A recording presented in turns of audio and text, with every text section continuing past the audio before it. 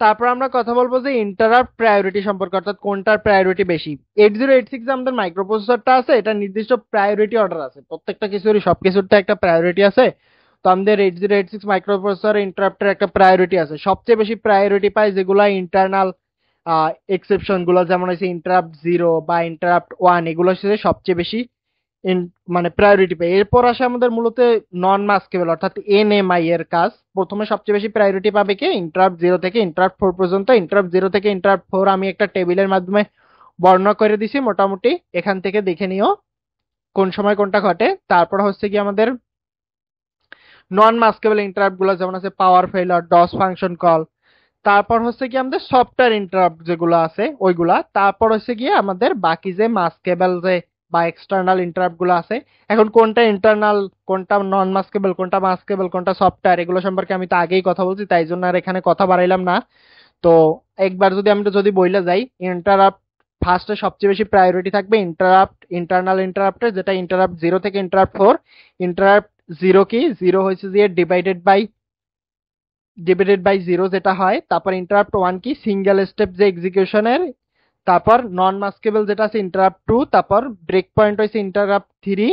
আর 4 হয়েছে যাইয়া আমাদের ওভারফ্লো। এই যে এখানে লেখা আছে সুন্দর করে, এই যে এখান থেকে দেখে নেওয়া। ইন্টারাপ্ট 0 হয়েছে ডিভাইডেড বাই 0। তারপর ইন্টারাপ্ট হয়েছে সিঙ্গেল স্টেপ ডিবাগ ট্র্যাপ। তারপর হয়েছে ইন্টারাপ্ট 3 হয়েছে ব্রেক পয়েন্ট। তারপর হয়েছে ইন্টারাপ্ট 4 হয়েছে যাইয়া ওভারফ্লো। তো পাইলাম আমরা এই সম্পর্কে। তো এখন এটা কাজ করে কিভাবে, lower interrupt number is equal to higher priority. আর তারপর আসে আমাদের ইন্টারাপ্ট ফ্ল্যাগ আর ট্র্যাপ ফ্ল্যাগ সম্পর্কে। ইন্টারাপ্ট ফ্ল্যাগ আর ট্র্যাপ ফ্ল্যাগ সম্পর্কে আমি বেশি কিছু বলবো না। তো আমাদের এই সম্পর্কিত ভিডিও আছে আমাদের অলরেডি, ইন্টারাপ্ট ফ্ল্যাগ আর ট্র্যাপ ফ্ল্যাগ সম্পর্কিত ফ্ল্যাগের ভিডিওতে আমি এখানে ক্লিয়ার করে সবকিছু বলা আছে। তো আমি ইন্টারাপ্ট ফ্ল্যাগ কি, ইন্টারাপ্ট ফ্ল্যাগ হয়েছে যে ইন্টারাপ্ট সক্রিয় বা নিষ্ক্রিয় করতে ব্যবহৃত হয়। অর্থাৎ ইন্টারাপ্ট ফ্ল্যাগ যদি আমাদের আইএফ যদি আমাদের 1 হয়, তাহলে কি আমাদের ইন্টারাপ্ট কাজ করে।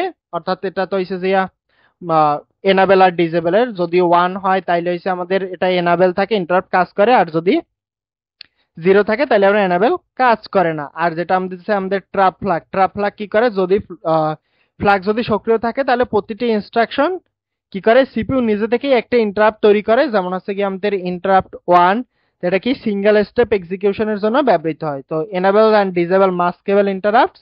আর এটা কি আমরা যদি পাই সেট ক্লিয়ার আইএফ। আর এটা কি করা যায়, এনেবল ডিসেবল করা যায়। আর আমাদের ট্র্যাপ ফ্ল্যাগ যেটা আছে, এটা কি সিঙ্গেল স্টেপ ডিবাগিং এর জন্য ব্যবহৃত হয়। আর এটা সিপিইউ নিজে থেকেই একটা ইন্টারাপ্ট তৈরি করে, যেমন হচ্ছে ইন্টারাপ্ট 0।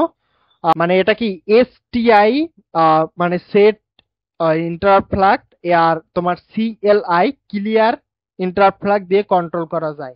একটা হচ্ছে যে সেটটা আমরা বলতে পারি, আমরা এসটিআই রে যদি বলি আমরা বুঝাবো যে সেট ইন্টারাপ্ট ফ্ল্যাগ। আর যদি সিএলআই বলি তাহলে বুঝাইবো আমাদের ক্লিয়ার ইন্টারাপ্ট ফ্ল্যাগ। অর্থাৎ এটা হচ্ছে যে এনাবেল আর এটা হচ্ছে গিয়ে ডিসেবল। তো এটা দেখে ভয় পাওয়ার মতো কিছুই নাই। আচ্ছা, তো আমাদের এখানে আমরা কিছু একটা উদাহরণ দিছি, উদাহরণ দিয়ে বোঝানো হয়েছে যে আমাদের হ্যান্ডলিং, ইন্টারাপ্ট হ্যান্ডলিংটা কিভাবে হয়। ইন্টারাপ্ট 0 দিয়ে সাধারণত এটা আমরা বুঝাইছি, তাই মানে একটা ব্যাখ্যা দেওয়ার ট্রাই করছি। ধরো প্রথমে আমরা একটা যদি একটা উদাহরণ দেখতে চাই, দেখি এক জায়গায় ধরো একটা ইন্টারাপ্ট 0 ঘটছে। এখন ইন্টারাপ্ট 0 ঘটে কিসের জন্য, একটা ডিভাইডেড বাই 0 পাইছি, যার কারণে আমাদের একটা ইন্টারাপ্ট 0 ঘটছে, ট্রিগার হয়েছে যে কোনো ভাবে। এখন আমরা দেখবো 8086 মাইক্রোপ্রসেসরটা এটা কিভাবে হ্যান্ডেল করে। তো প্রথমে আমরা দেখতে পাইতেছি MOVX 4টা 0 এইচ। এই ইনস্ট্রাকশনটা কি করে, রেজিস্টারে যে আমাদের এক্স রেজিস্টার আছে সেটার মান, এটা কি আমাদের এইচ মানে কি হেক্সাডেসিমেলের 0000 এইচ এ লোড করে। অর্থাৎ এক্স রেজিস্টার এখন কোথায় আছে, এক্স রেজিস্টারটা এখন কিসে আছে, 0তে আছে। এখানে আমরা এক্স কে ডিভিডেন্ড, আমরা যে বলি ডিভিডেন্ড হিসেবে ব্যবহার করব, অর্থাৎ ভাগ করা হবে। এরপর আছে আমাদের লেখা আছে মুভ বিএক্স 0000h। এখন আমরা কি করি, আমাদের যে বিএক্স রেজিস্টার আছে ওইটাই আমরা কি করছি, 0 লোড করছি। এখন আমরা বিএক্স রেজিস্টার, এটা তো আমাদের ডিভিডেন্ড ছিল, আর বিএক্স রেজিস্টারটা হবে কি ডিভিজর। একটু যদি আমি লিখে দিই ডিভিজর বা ভাগকারী। ডিভিজর কি ভাগকারী। আর আমাদের মুভ এক্স যেটা ছিল, এক্সটা ছিল কি ডিভিডেন্ড, ডিআই যদি একটু বানান লিখে দিই, DIVI DEN ডিভিডেন্ড। তো আমাদের প্রথমটা ছিল আমরা মুভ এক্স কে রাখছি আসে কি হিসেবে, যেটিকে ভাগ করা হবে, আর আমরা বিএক্স কে অর্থাৎ যেটি দিয়ে ভাগ করতে যাচ্ছি, অর্থাৎ এটা হচ্ছে আমাদের ডিভিডেন্ড আর এটা হচ্ছে আমাদের ডিভিজর।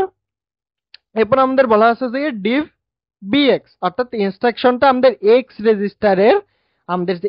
রেজিস্টারের যে মানটা আছে, মানকে কি দ্বারা ভাগ করছি, আমরা বিএক্স রেজিস্টারের মান দ্বারা ভাগ করছি। অর্থাৎ আমাদের আরেকটু ভালো করে যদি বলি, এক্স রেজিস্টারের যে মানটা আছে এটাকে আমরা কারে দিয়ে ভাগ করছি, এই বিএক্স রেজিস্টারের মান দেয়া ভাগ করছি। যেহেতু বিএক্স রেজিস্টার আমাদের 0 আছে, তাই প্রসেসর যখন ভাগ করতে যাবে তখন ডিভিজর কি হয়, ডিভিজর যদি 0 হয় ফলে ডিভাইডেড বাই 0 একটা এক্সেপশন তৈরি হবে, আর তখনই এই ইন্টারাপ্ট 0টা আমাদের আসবে। এটা সাধারণত গণিত প্রোগ্রামিং বা বিভিন্ন ধরনের সমস্যা তৈরি করে।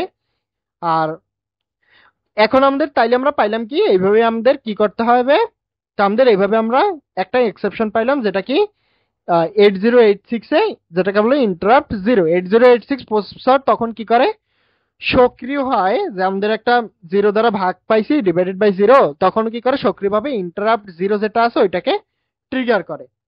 এখন আমরা একটা লাইন দেখতে পাইতেছি, processor jumps to the address 00008 and executes ISR interrupt service routine. এটা যদি আমরা একটু বলি, একটু আগে আমরা পাইছি যে আমাদের ইন্টারাপ্ট 0 ট্রিগার হয়েছে কারণ আমরা 0 দ্বারা ভাগ ডিভাইডেড বাই 0 পাইছি। এখন আমাদের যে ভেক্টর টেবিল থাকে, আমাদের যে ভেক্টর টেবিল সম্পর্কে আমরা আগেই জানছি, ইন্টারাপ্ট 0 এর জন্য নির্ধারিত ইন্টারাপ্ট সার্ভিস রুটিনের যে ঠিকানা আছে, অ্যাড্রেস যেটা আছে ওইটাকে সংগ্রহ করে। ইন্টারাপ্ট 0 এর জন্য নির্ধারিত ঠিকানা আমরা কত পাইছিলাম, ইন্টারাপ্ট 0 এর জন্য নির্ধারিত ঠিকানা যদি আমরা একটু আবার দেখতে যাই, এই যে 0000, এই প্রসেসর কি করে এই ঠিকানায় চলে যায়, আর সেখানে যে কোড বা রুটিন দেওয়া আছে সেটাকে এক্সিকিউট করতে ও শুরু করে।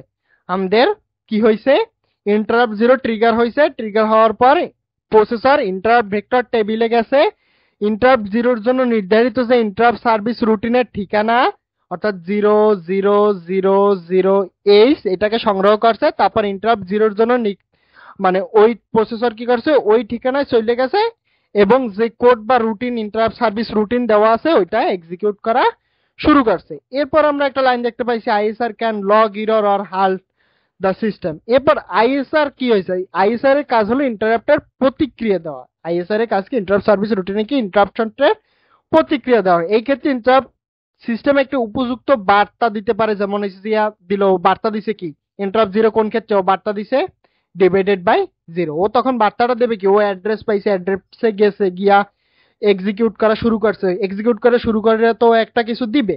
তো এখন ও গিয়ে বলছে কি এখানে ইন্টারাপ্ট 0 পাইছো, তার মানে এখানে কি পাইছি আমরা ডিভাইডেড বাই 0 এরর পাইছি, আমরা ডিভাইডেড বাই 0 এরর পাইছি, বা সম্পূর্ণ সিস্টেমকে ও হাল্ট কইরা দিতে পারে যাতে কোনো অনাকাঙ্ক্ষিত ফল আর না দেয়। অনেক সময় ইন্টারাপ্ট সার্ভিস রুটিনের এররটা কোনো লগ ফাইলে সংরক্ষণ বা স্ক্রিনে মেসেজ দেখায়, হয়তোবা লগ ফাইলেও সংরক্ষণ হইতে পারে অথবা একটা মেসেজ দেখাইতে পারে যে ডিভাইডেড বাই 0।